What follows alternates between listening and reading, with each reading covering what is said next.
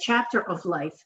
Now, here in Delaware, we have about 187,000 members statewide, and we advocate for issues that make life better for all Delawareans. Issues like caregiving, nursing home safety, better transportation for people, and of course, preventing fraud. So we've been working hard for years, really since 2015 here in Delaware, to help you and your family spot a scam and stop a scam. And I thought, since Thanksgiving is right around the corner, I could talk a bit about some of the cyber shopping scams that go on around this time of year. We do expect an uptick in online activity because we're all dealing with the pandemic. A lot of people, especially people over 50, are choosing to shop online for holiday gifts, decorations, even their holiday meals. So I wanted to offer three bulleted tips, three main tips that can help you make sure that that hot deal you see popping up online is something you really should click through to. First, be wary of any discounts larger than 55% off. This could be a little bit of a red flag that it might be too good to be true. So think twice. Second, look for irregular contact information. For example, a Gmail or Yahoo email on an official site. This might also give you a sign that you may not be clicking through to a legitimate corporate retail account. And third, be careful when you see your website address coming up and prompting you to click through to it if it's overly complex or very long or has some weird misspellings in it. And importantly, if it doesn't include that HTTPS at the beginning, that could be a sign that it may not be a site you want to click through to. Most legitimate retailers have their name in their web address, and so it might just be a sign to think twice before impulsively clicking that email. And so I think with these three key tips, you can really become a fraud fighter in Delaware and protect yourself and your family and keep yourself from being a victim. You'll feel more confident when you shop online if you keep some of these tips in mind. I also want to alert you to a new resource AARP has, because there's such a need for this now. It's new. AARP.org/fact tracker.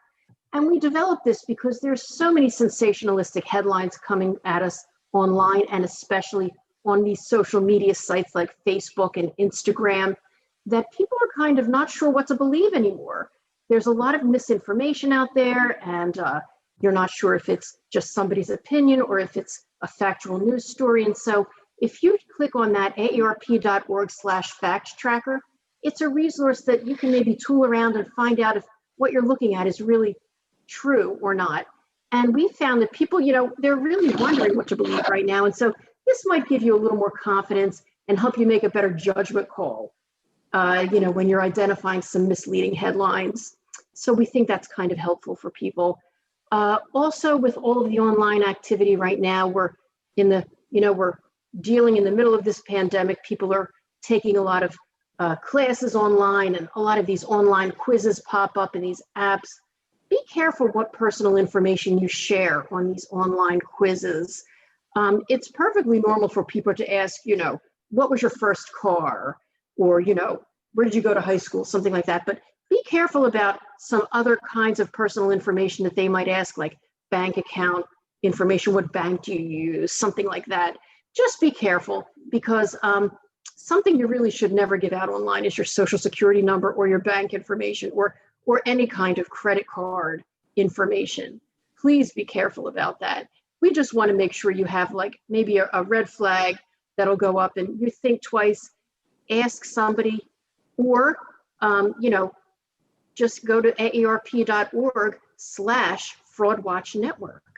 That's AARP's Fraud Watch Network. Now, that's a great online tool that we developed it a few years ago, and it's very popular because what we do is we attach fraud alerts to the police blogs in your state. You can go to fraudwatchnetwork.org and type in your zip code and find out scams that are happening right in your neighborhood.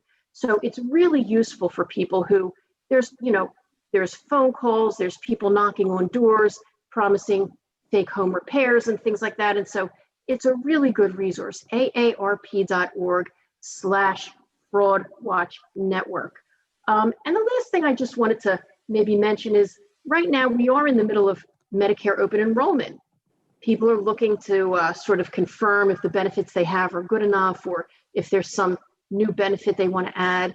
And now is the time that scammers are targeting people and their seniors and their families, because a lot of times family members help their parents pick out Medicare benefits. So be careful about some of these promises, either by phone or an email for a free gift, but we need your Medicare number. And so be careful about that, because you really should never give anybody your Medicare number except someone in your doctor's office or, of course, at the hospital or in a medical setting. So please be careful if someone asks for any kind of medical or Medicare information. Just really be wary of that. So I think if you keep some of these things in mind and join AARP's Fraud Watch Network, you can really arm yourself with tools and tips, and you'll feel more confident, and you won't fall victim as easily to a scam. You won't make such impulsive decisions. So we think that you can have a wonderful and safe and a happy holiday if you just keep your eye on fraud and think about some of these things before you do them. And so thanks for the chance to share that with some of our Delawareans. Thank you, Kimberly. Thank you so much. I took away some good information from what you said. Two things I wanted to reiterate were that if things are too good to be true, kind of take a step back, evaluate it, and kind of relieve some of the pressure off yourself. Also, if you see something, say something, help each other. If you go to aarp.org/fraud watch network, you'll be able to keep others abreast of what's going on. So just because it happens to you doesn't mean it's not going to happen to someone else. So we can all kind of look out for each other and make sure that we're keeping each other aware of these scams. So I love that. Thank you for that information. We're going to go ahead and take it to Gina of the Department of Justice to go ahead and share some information with us. I just want to reiterate my thanks to Kimberly and AARP of Delaware. We, partner with AARP quite a bit to raise public awareness about fraud and scams, particularly those that target older adults, but really all of us. So, we just couldn't be more thrilled about the partnership with AARP. I want to give your listeners a sense of how the fraud division at the Delaware Department of Justice is organized so that the next half of our presentation will make a little sense. Over the course of the next two series that we do, you'll hear from our white collar crime unit, our Medicaid fraud control unit, and our consumer mediation unit. Today, you're going to hear from our two other units at the Department of Justice, consumer protection and investor protection. So all of those units that I just mentioned are organized under the fraud division umbrella. And as I think you can tell from the titles alone, it covers a lot. So I'm really excited to turn things over to my colleague, Jillian Lazar.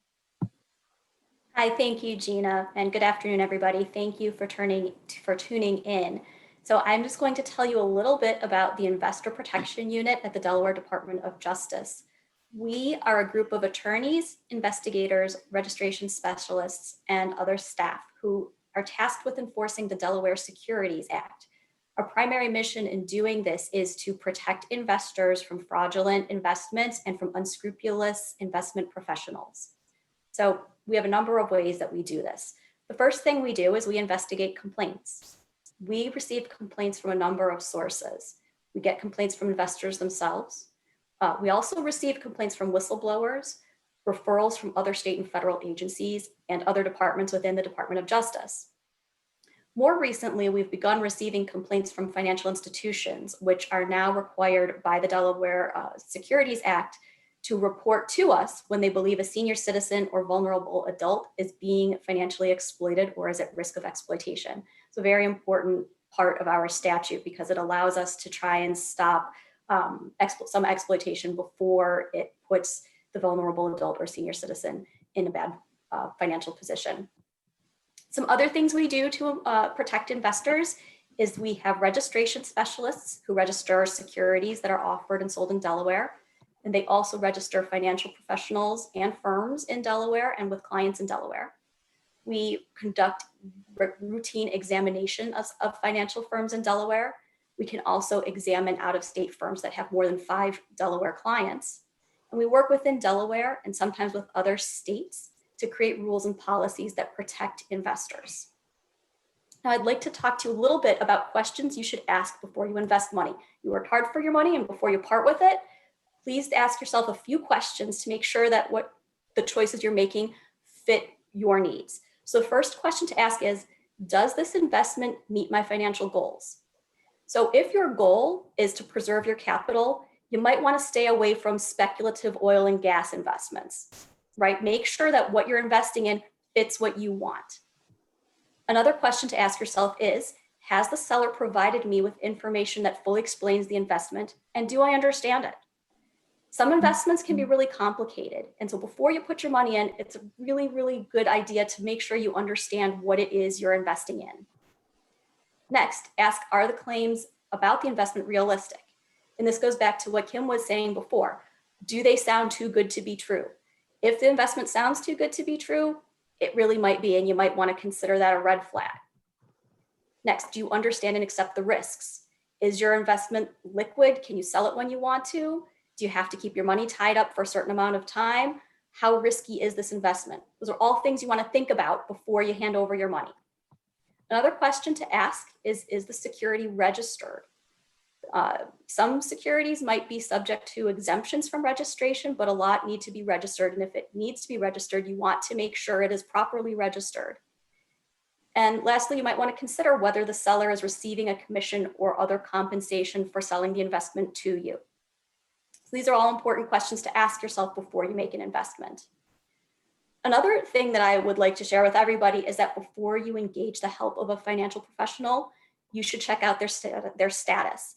Now, there are a couple of great free online resources you can use to check out whether the investment professional is properly registered with state or federal authorities, and to check their complete history and find out if they've had any other customers file a complaint about them in the past. So instead of just relying on recommendations from friends, make sure that you check out the registration status. So one place you can look is through a portal called Broker Check with FINRA, the Financial Industry Regulatory Authority. The web address for that is brokercheck.finra.org.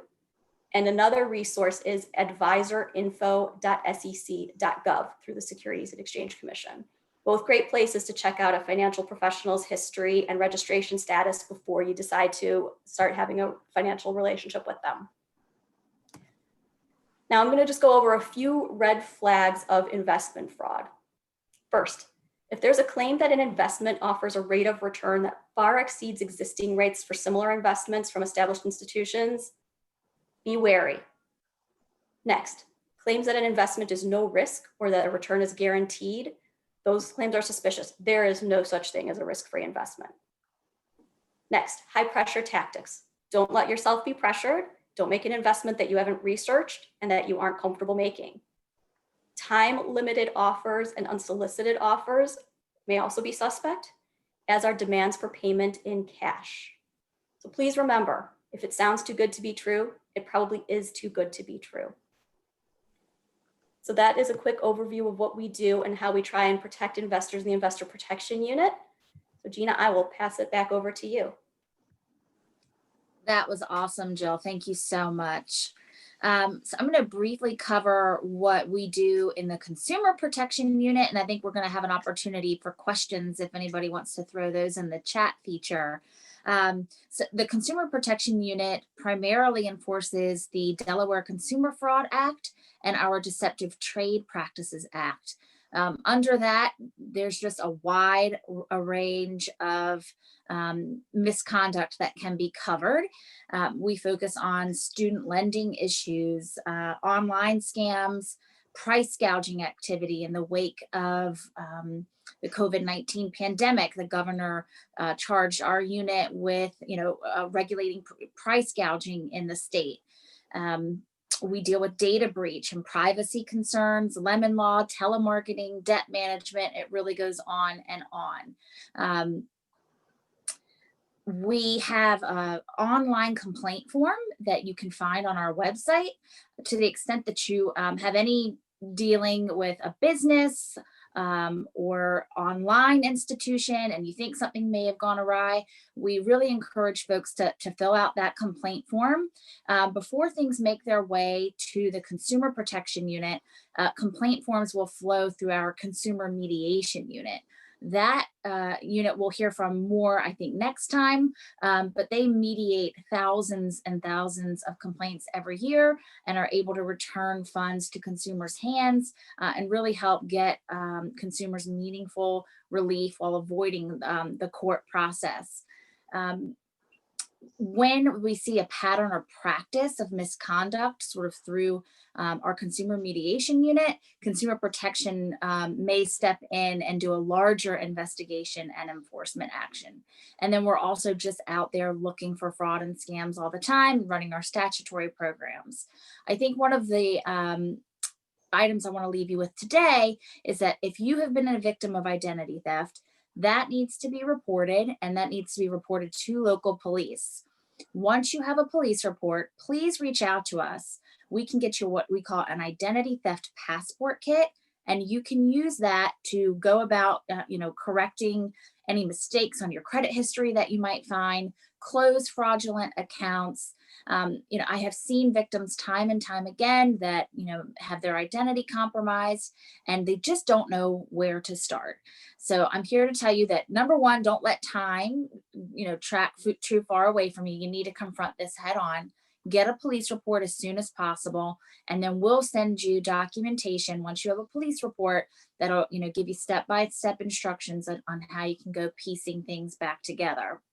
And another tip I have for your listeners, and I think I gave this last time, but you got to know your credit report. With all these fraud and scams out there, a lot of times I think we get overwhelmed because there's just so much, and what can I possibly do? So in addition to, being aware of red flags, recognizing that if something is too good to be true, it probably is a scam, know your credit report. The name of the game here is money. And how do they get money? And they open accounts in our names, charge up credit cards. You want to make sure that you know exactly what is out there in your name. And you can do that by routinely checking your credit report and immediately addressing action on that credit report that you did not authorize.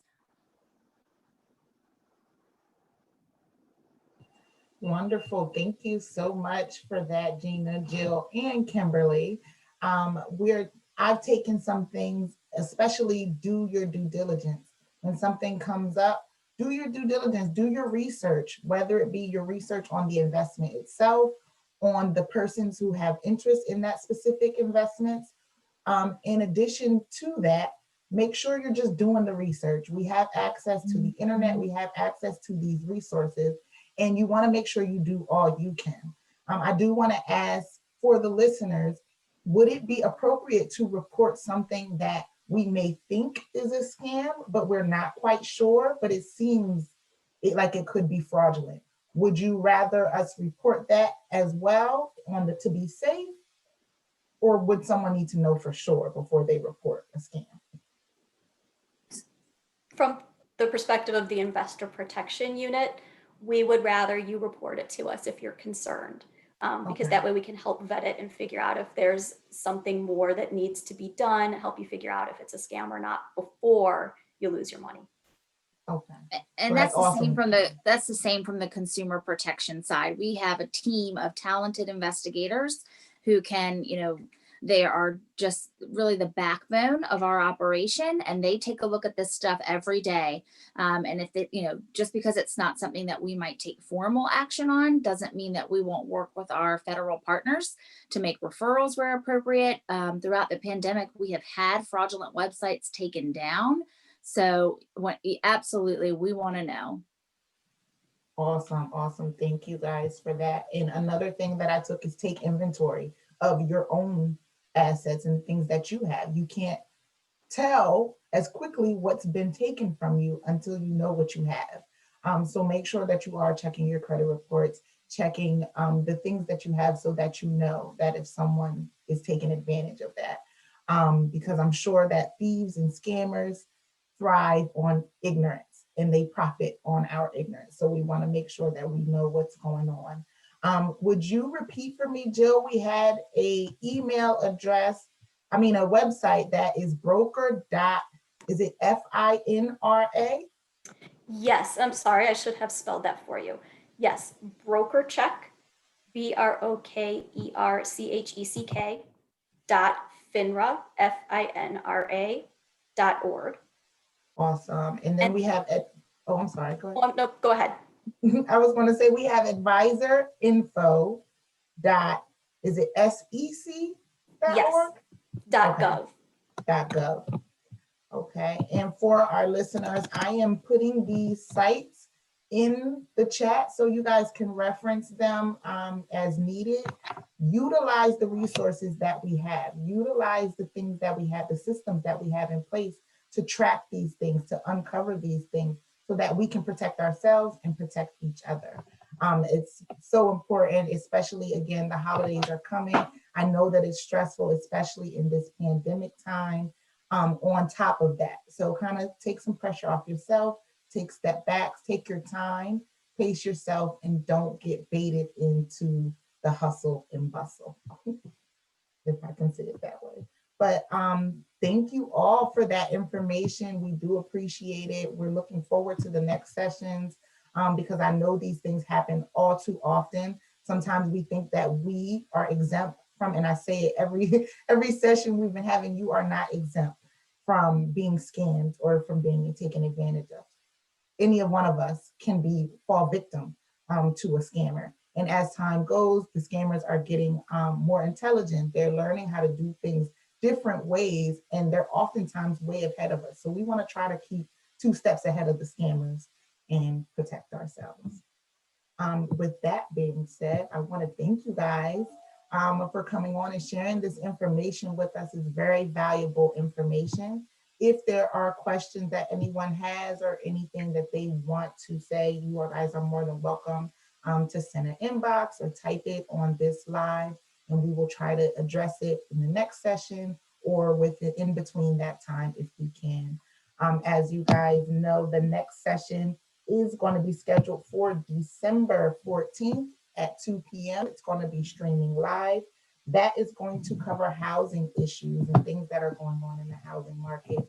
So I would advise everyone to tune in and get that information. And even if it's something that's not affecting you now and directly, you definitely want to be informed. So I appreciate the 3 of you ladies for coming to inform us about these things that we need to know. It's always a pleasure. Thank you. Thank you, Jasmine. Thank you. Thanks.